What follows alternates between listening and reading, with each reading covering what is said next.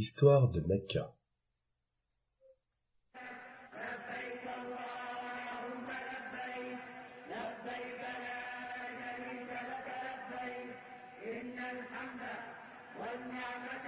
Notre histoire commence avec la ville de la Mecque. Il est dit lorsque Adam et Ève ont été renvoyés du paradis que les deux ont été séparés, avec Ève qui atterrit près de la ville de la Mecque et Adam quelque part en Extrême-Orient.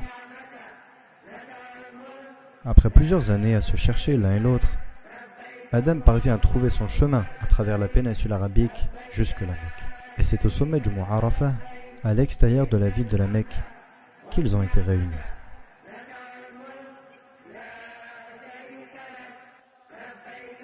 La Mecque est aussi importante parce qu'elle est considérée comme le premier endroit où Allah Jalla wa Ala a été adoré, seul, sans associé. Et ainsi, c'était à cet endroit même qu'Ibrahim et son fils Ismaïl ont construit la première maison d'adoration d'Allah.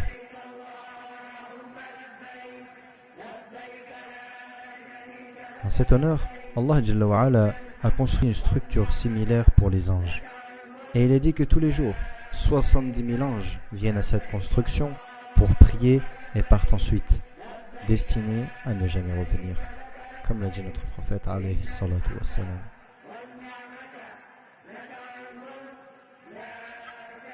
Lorsqu'Ibrahim et Ismaïl ont fini la construction de la maison sacrée, il y avait encore une brique à mettre à sa place. Et ainsi, Ibrahim a envoyé son fils Ismaïl pour trouver une pierre unique qu'il pourra mettre à cet endroit. Mais Allah Jalla wa Ala a décidé que cette pierre finale, destinée à être posée, ne soit pas faite en matière de ce monde, mais plutôt une pierre provenant directement du cœur du paradis. L'ange Jibril alayhi salam rapporta ensuite la pierre à Ibrahim, qui l'a mise en place. Il est dit que lorsque la pierre descendit, elle était d'une couleur blanche pure. Mais à cause des impuretés de ce monde et l'immoralité de l'homme, la pierre commença doucement à décolorer et finalement se changer en noir. Au fur et à mesure du temps, la ville se développe. Les habitants de la Mecque restent fervents monothéistes, adorant un seul et unique Dieu.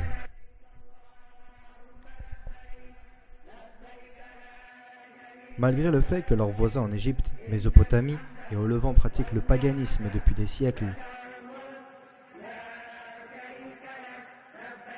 mais tout change lorsqu'un marchand nommé Amr ibn Luhay décida de mener ses affaires à l'extérieur de la Mecque. Alors Amr se dirigea vers le nord jusqu'à atteindre les terres du Levant. Là-haut, Amr témoigna pour la première fois de choses comme l'architecture moderne, la littérature avant-gardiste et bien sûr la pratique du paganisme. Amr était tellement impressionné par ce qu'il a vu que, juste avant de repartir, il demanda s'il pouvait ramener chez lui une de ses idoles. Les gens acceptèrent, et donc Amr prit l'idole et la plaça avec d'autres biens et marchandises dans sa caravane.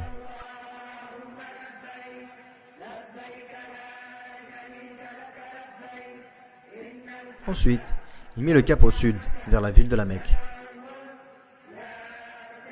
Lorsque Amr arriva enfin chez lui, il prit et plaça immédiatement l'idole devant la maison sacrée. Il dirigea ensuite le peuple en leur disant que ceci est désormais le Dieu qu'ils doivent adorer.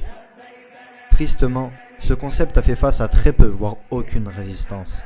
Et avec le temps, les gens commençaient à adorer de plus en plus d'idoles. Jusqu'à ce qu'il est dit qu'à la fin du 6e siècle, plus de 360 idoles différentes entouraient la maison sacrée à la Mecque.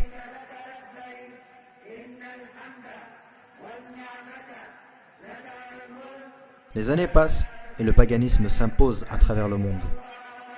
Les gens qui continuent à pratiquer le monothéisme savaient que la venue d'un nouveau prophète était imminente.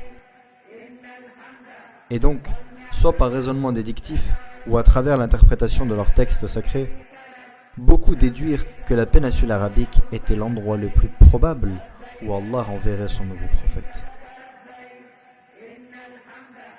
À l'époque, l'Empire romain et l'Empire perse étaient dirigés par des gouvernements très répressifs et étaient hostiles à toutes sortes de rébellions, qu'elles soient idéologiques ou politiques. Alors que la péninsule arabique, au contraire, bien que profondément enlisée dans le paganisme, était une terre dirigée par des lois tribales et n'a jamais eu de véritable gouvernement central.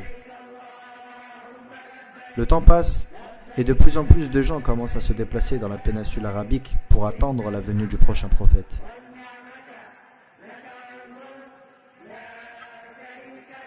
Et ainsi, sur la même terre où l'homme pour la première fois voit un culte à son créateur, et où Ibrahim construisit la première maison d'adoration de Allah seul, c'était là où Allah a destiné son dernier et final messager à apparaître.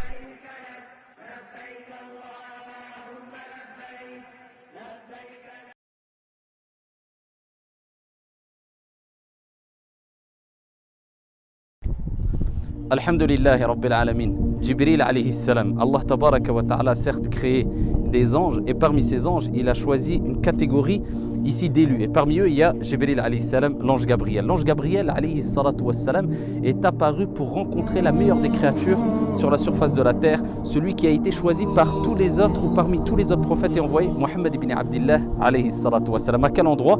Eh bien, c'est dans cet endroit précisément. Alors cet endroit, on l'appelle Gharu Hira. C'est la grotte où l'ange Gabriel alayhi salatu wassalam est apparu au prophète alayhi salatu wassalam, alors que le prophète alayhi salam avait pour habitude de s'y rendre et passer de longues nuits dans la méditation at-tadabbur. Alors il ne relève pas du tout de la sunna du prophète ou des compagnons radiyallahu anhum wa ardahum que de monter jusqu'au sommet afin d'espérer une récompense particulière. Par contre, nous allons le faire par curiosité pour faire vivre ce moment-là et voyager à travers l'histoire et voir aussi qu'est-ce qui se passe en haut, Inch'Allah tabaraka wa ta'ala, tout en sachant que cette montagne, eh bien, sa hauteur correspond à approximativement 280 mètres et la superficie approximativement 5 km². Et cette montagne se situe approximativement à 4 km de la mosquée sacrée qui se dirige, et vous voyez les habitations ici, qui se dirigent ou qui se situent vers là. Donc, bi'idhnillah azza wa jal, nous allons grimper. Malheureusement, ces derniers jours, ces derniers mois, je ne suis plus un grand sportif. Donc on va essayer de faire le maximum d'efforts, Inch'Allah, et on vous propose de nous suivre.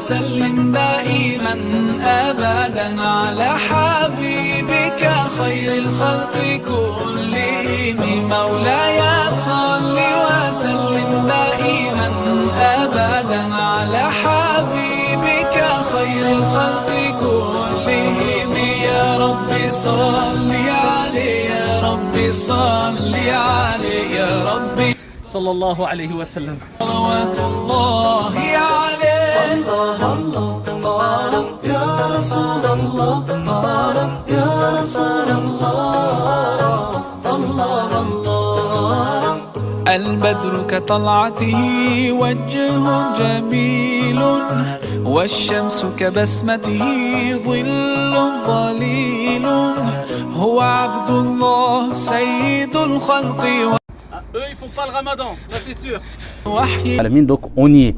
Alors je répète encore une fois, c'est l'endroit approximatif et ce n'est pas sûr que ça soit vraiment à cet endroit au millimètre près. Alors y a-t-il un intérêt de se rendre ici? Bien sûr, d'un point de vue pour se remémorer ce qu'a vécu le prophète alayhi salam, par curiosité, pour voyager à travers les efforts du prophète alayhi salam quelque part quand il montait cette montagne pour méditer pendant plusieurs jours, il n'y a pas de mal. Mais si c'est pour arriver ici et faire 2 unités de prière en pensant qu'il y a une bénédiction quelconque ou en pensant qu'en s'essuyant avec les pierres il y a une bénédiction quelconque, eh bien il faut savoir que ça c'est une grave erreur en islam et on peut tomber facilement dans ce qu'on appelle ash-shirku billahi azza wa jal, donc l'association. Les pierres sont des pierres ici normales comme on peut en trouver n'importe où. Donc il faut faire très attention, barakallahu fina wa fikum, à ne pas fournir d'énormes efforts pour venir ici et tomber dans un acte de désobéissance. Alors le prophète alayhi salatu wassalam, quand il venait ici, il faut savoir qu'il méditait pendant plusieurs jours alors qu'il n'y avait pas encore al-wahi. Et ici le Hassan al-Basri nous rappelle que la méditation est quelque chose, un élément essentiel pour la spiritualité, pour le bien-être de l'être humain. C'est pour ça qu'il disait que méditer 1 heure m'est préférable pour moi que de passer une nuit en prière sans concentration. Donc c'est pour ça qu'il est important de nous remémorer l'importance de la méditation et nous rappeler que le prophète alayhi salatu wassalam a médité longuement avant de recevoir le wahi. Jibril alayhi salam est venu, l'a saisi une première fois fortement, il lui a dit Iqra. Et il a dit Wa ma ana biqari, je ne sais pas lire. Et il lui a dit encore Iqra. Il dit Wa ma ana biqari, je ne sais pas lire. Il lui a dit une troisième fois Iqra bismi rabbika alladhi khalaq. Et il lui a révélé les versets coraniques de ici qu'on connaît, lis au nom de ton Seigneur. Donc les premiers versets coraniques qui ont été révélés au prophète alayhi salatu wassalam. Et ce qui nous rappelle que le premier verset qui a été révélé, c'est l'encouragement à la science. Iqra, lis. Donc barakallahu fina wa fikum, venir dans cette montagne, c'est une chose, comme je vous ai dit précédemment, pour les raisons que j'ai évoquées, mais venir pour faire du n'importe quoi comme certains le font, c'est une grave erreur. Et ici, j'espère qu'Allah subhanahu wa ta'ala nous permette de vivre concrètement avec la biographie du prophète alayhi salatu wassalam et suivre son exemple et ne pas faire n'importe quoi au nom de la sunna du prophète alayhi salam.